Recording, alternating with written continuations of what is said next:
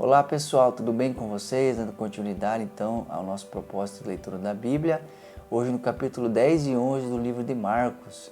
No capítulo 10 aqui se inicia então sobre uma questão, Diz assim: então Jesus deixou Cafarnaum e foi para a região da Judéia, a leste do Rio Jordão. Mais uma vez as multidões se juntaram ao seu redor e, como de costume, ele ensinava. Olha que interessante que a Bíblia está dizendo alguns dos hábitos, dos costumes de Jesus ou das coisas que Jesus sempre fazia, era o ensino, Isso é importante entender, meus irmãos, porque a maneira talvez de Jesus causar nas pessoas metanoia, mudança de mente, ou que elas entendessem, compreendessem o que Deus queria, o que o Pai queria, a vontade de Deus, era através do ensino, das Escrituras, da Palavra de Deus. E isso é interessante porque aqui se levanta uma questão que tem a ver então sobre o divórcio, Deve-se permitir que um homem se divorcie de sua mulher? Jesus respondeu: o que Moisés disse na lei a respeito do divórcio? Olha que coisa interessante. Então, esses líderes religiosos, eles chegaram, querendo pegar Jesus em algo e trazendo uma questão que era polêmica, difícil, que havia, de certa maneira, assim, divergência entre os mestres daquela época. Havia a escola de Hillel, que de alguma maneira acreditava, que podia se divorciar por qualquer motivo. Ou seja, se a mulher queimou a panela, queimou a comida, era um motivo para que pudesse se separar. E havia outra escola, que era do contrário, que não pensava assim, não pensava dessa maneira, que pensava que essa questão do se separar ou da carta do desquite tinha a ver então com uma mulher que se casava com um homem e aí esse homem descobria que ela não era pura, que ela não era virgem, que ele foi enganado por ela, então ele poderia se separar, e tinha muita divergência sobre essa questão. E outra coisa interessante de destacar é que Jesus está no lugar onde João Batista morreu, de certa forma dizendo para Herodes: não te aliste tomar a esposa do teu irmão. Então tudo isso, pensa, eles queriam pegar Jesus aproveitando o que havia acontecido na cidade e essa divergência entre as escolas. E algo interessante que Jesus faz, Jesus vai dizer assim, o que Moisés disse na lei a respeito do divórcio? Ou seja, o que a Bíblia diz sobre isso?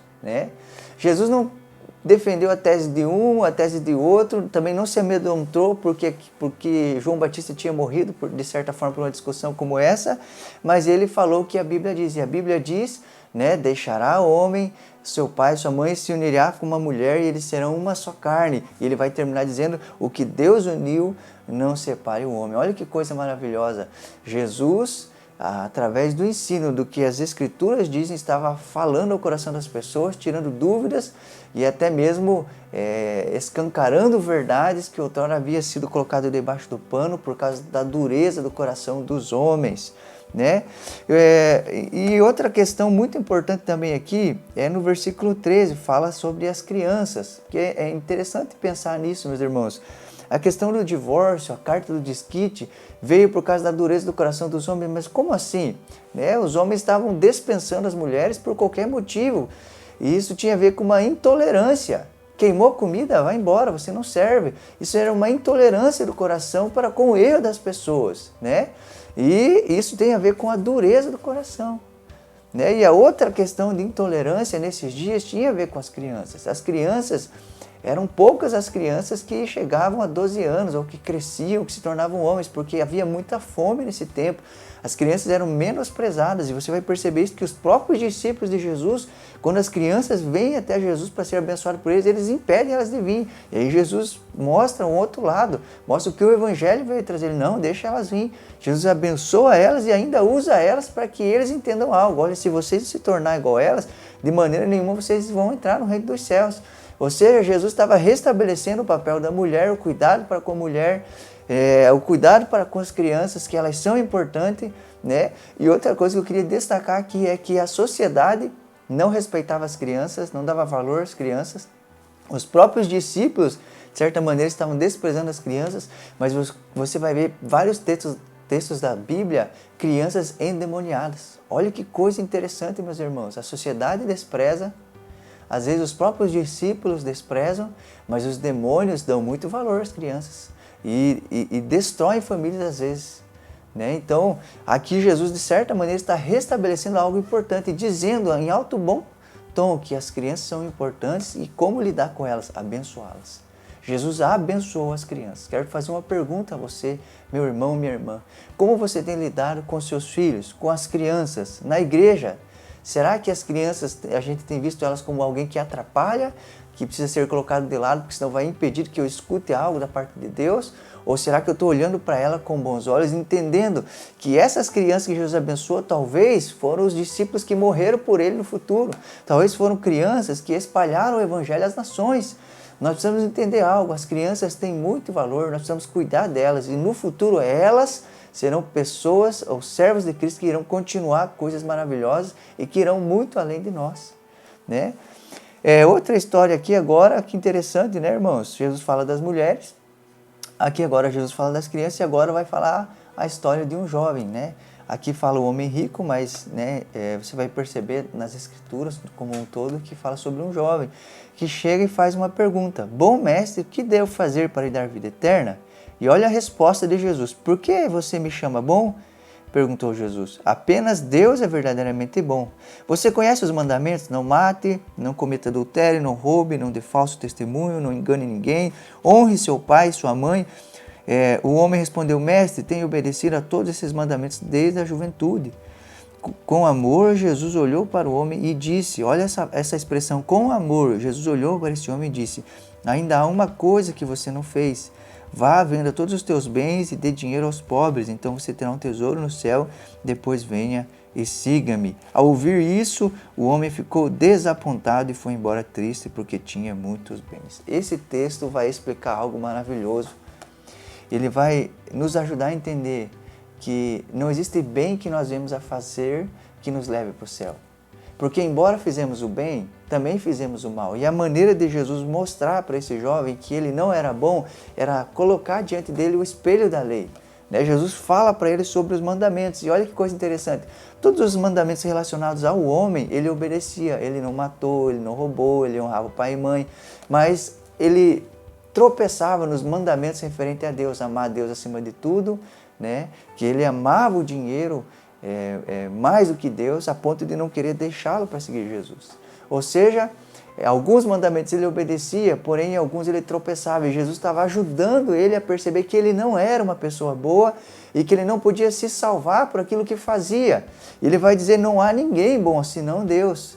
E mais para frente você vai perceber aqui que a conversa dos discípulos ouvindo isso, né? Meu Deus, então quem que pode ser salvo? Quem que vai para o céu? E o próprio Jesus vai dizer, né? Ao homem é impossível salvar-se, mas a Deus todas as coisas são possíveis. Ou seja, meu irmão, minha irmã, embora eu e você acertemos em algumas coisas, nós erremos em outra.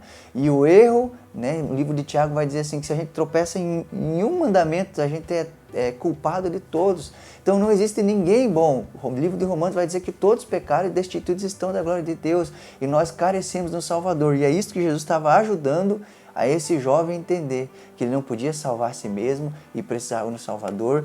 E a maneira dele fazer isso é demonstrando o coração dele e ajudando ele a ver que ele não amava a Deus como achava que amava, né?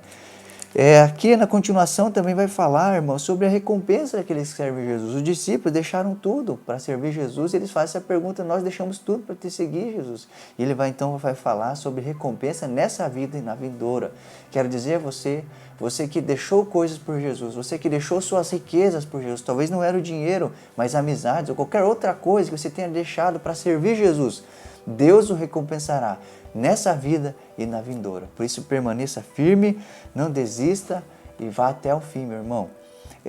Aqui no versículo 46 vai narrar a história então do cego Bartimeu, uma história muito conhecida, talvez você já ouviu várias vezes, mas que sempre fala algo no nosso coração, né? Bartimeu era filho de Timeu, a palavra bar significa filho, né? Filho de, e Timeu significa impuro, filho do impuro, mais ou menos era assim. Esse homem era alguém que ficava sentado à beira do caminho, né, pedindo esmolas. E ele sabe então que Jesus está passando por ali e ele começa a reclamar: Jesus, filho de Davi, tem misericórdia de mim. Primeira coisa interessante, esse homem, numa situação complicada, difícil, de mendigância, reconhece que Jesus é o Messias. E ele começa a clamar, mesmo as pessoas dizendo para ele parar, ele continua clamando e Jesus escuta isso e o chama. E ele faz algo interessante, ele tira a sua capa, ele deixa a sua capa de lado. O que tem a ver essa capa? Essa capa era uma autorização do governo da época para que ele mendigasse, era uma autorização para dizer, olha, eu sou incapaz, eu sou alguém que não tem condições e essa capa me permite pedir esmolas. E ele, quando Jesus o chama, ele deixa essa capa, um ato de fé, dizendo, essa vida não vai mais me pertencer, agora eu vou viver um novo tempo, né? Agora eu vou, de alguma maneira, ter um encontro com o Salvador, com o Messias, e realmente é isso que acontece. Jesus cura ele e ele começa a enxergar, a ver, e esse homem que andava sentado à beira do caminho, agora termina o texto dizendo assim, ó, o homem passou a ver e seguir Jesus pelo caminho. Olha que interessante, né? O homem que estava sentado à beira do caminho, que é a expressão de alguém que não consegue caminhar certo, correto, porque não vê, não enxerga, agora, porque seus olhos foram abertos por Jesus, pelo Messias, ele caminha pelo caminho, segue Jesus, andando com ele. Imagine a vida desse homem depois disso, imagine quanta gratidão no coração desse homem, imagine como foi um discípulo extraordinário esse tão famoso Bartimeu, né? Que eu e você possamos ver, né, ser tocado em nossos olhos e andar pelo caminho seguindo o nosso Mestre. No capítulo 11, queria destacar apenas uma parte dela, uma porção das Escrituras, que diz aqui no versículo 15, quando voltaram a Jerusalém, Jesus entrou no templo e começou a expulsar os que compravam e vendiam animais para os sacrifícios, derrubou as mesas dos cambistas e as cadeiras dos que vendiam pombas, impediu todos de usarem o templo como mercado e ensinava dizendo, as Escrituras declaram, meu templo será chamado casa de oração para todas as nações, mas vocês os transformaram num esconderijo de ladrões. Olha que coisa interessante. Essa é a segunda vez que Jesus entra no templo e de alguma maneira faz uma limpa nele, né? Nessa vez, novamente, ele derruba as mesas, ele expulsa os cambistas, que eram coisas necessárias. Né? Haviam pessoas que viajavam de longe e que não tinham talvez condição de trazer o seu sacrifício, então ele chegava até o templo e eles compravam então o seu sacrifício, né, para oferecer a Deus. Qual que era o problema aqui? O problema é que esse lugar onde era vendido, né, os animais para sacrifício era no pátio dos gentios, era como se fosse uma espécie de lugar para missões, e esse lugar para missões estava sendo deixado de lado e agora estava sendo um lugar de negócios, e Jesus de certa maneira vai contra tudo isso e ele purifica o templo, se é que pode ser assim, baseado nas Escrituras. Ele diz assim, meu templo será chamado casa de oração para todas as nações. Eu quero pensando sobre isso, quero pensar com vocês sobre sobre o nosso trabalho missionário. Será que existem coisas dentro da igreja que está roubando, talvez, eu e você do trabalho missionário, de sermos luz para os gentios, ou de pregarmos o evangelho àqueles que não conhecem? E outra coisa será que temos purificado o templo de acordo com as Escrituras? Será que nós somos essa casa de Deus que Ele anseia e quer viver? Ou temos, de alguma maneira, permitido nela tantas coisas erradas e problemáticas? Por isso quero fazer um convite a você a analisar o seu coração baseado nas Escrituras e encontrar nele aquilo que não é bom, que está errado, que está fora do lugar. E então remover essas coisas, com certeza, com a graça de Deus e com a ajuda do Espírito Santo. Que Deus te abençoe e até a próxima.